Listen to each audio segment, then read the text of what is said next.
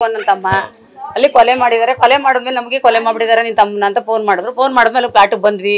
ಬಂದು ನೋಡಿದ್ವಿ, ಎದೆಗೂಡೆಲ್ಲ ಚುಚ್ಚಿತ್ತು, ಮೆಟ್ರೆ ಎಲ್ಲ ಕೂದಿತ್ತು. ಮೆಟ್ರೆ ಕೂದಿ ಎಲ್ಲ ರಕ್ತದ ನೋಡೋದ್ರಲ್ಲಿ ಬಿದ್ದಿದ್ದ.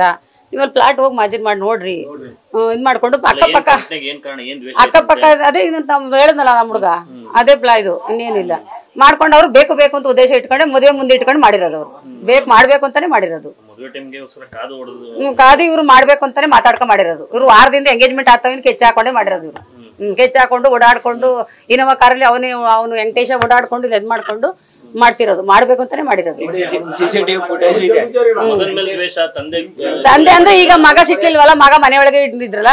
ಈಗ ಅಪ್ಪ ಸಿಕ್ಕದ್ನಲ್ಲ ಒಬ್ಬ ಒಂಟಿ, ಮಗಳ ಮದುವೆಗೆ ಹಿಂಗ್ ಮಾಡ್ಬೇಕು ಈ ತರ ಅಂತಲೇ ಮಾಡೋರೆ.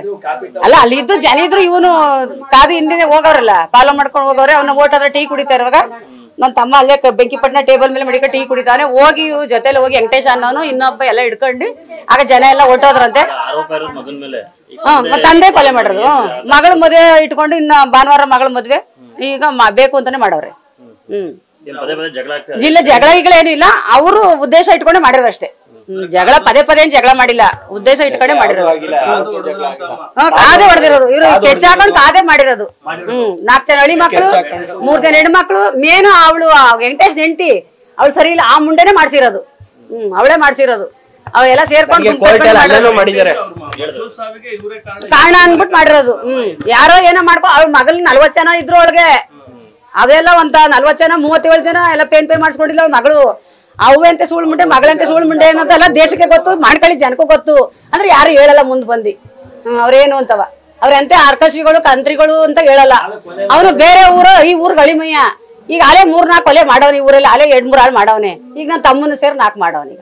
ಬೇಜಾನ ಅವ್ನು ಹೊರಗಡೆನೂ ಕೊಲ್ಗಾರನೆಯ, ಊರಲ್ಲೂ ಕೊಲ್ಗಾರನೆಯ. ಮಾನ್ಕಳಿ ಜನ ಏನ್ ಮಾಡ್ದವ್ರೇನ್ ಗೊತ್ತಿಲ್ಲ ಅವನಿಗೆ. ಅವನ್ನ ಊರಿಂದ ಊರ್ನವನ ಇಟ್ಕೊಂಡು ಇಲ್ಲಿ ಎಲ್ಲಾರನು ಅವ್ರು ಎಡ್ತಿರ್ ಮುಂಡೆ ಮಾಡ್ಸ್ಕೊತಾವ್ರೆ. ಅವನು ಊರಲ್ಲಿ ಯಾಕೆ ಮಾಡಿಕೊಂಡವ್ರೆ ಅಂತ ಗೊತ್ತಿಲ್ಲ. ಮಾನ್ಕಳಿ ಜನ ಹಿಂದೇನು ಆಲೆ ಮಾಡೋನೆ. ಜೈಲಲ್ಲಿ ಬಂದವ್ರೆ, ಮತ್ತೆ ಎಲ್ರಿಗೂ ಜನರಿಗೆಲ್ಲ ಅಶೋಕನ್ ಕೊಲೆ ಮಾಡಿಸ್ತಾನ ಅವನೆಯ. ಇನ್ನೊಬ್ಬ ಪ್ರಕಾಶ್ ಅಂತ ಅವನು ಕ್ವಾರ್ಟರ್ಸ್ ಅಲ್ಲಿ ಸುಮನಿ ಮಗ ಅಂತ ಅವನು ಮಾಡಿಸ್ತವನು ಅವನೇ. ಎಲ್ಲ ಅವನೇ ಮಾಡ್ಸಿರೋದು. ರೌಡಿ ಸೀಟೆ ಅವನು. ಈ ಊರಿಗೆ ಬಂತಾವಿಲ್ಲ ಅದೇ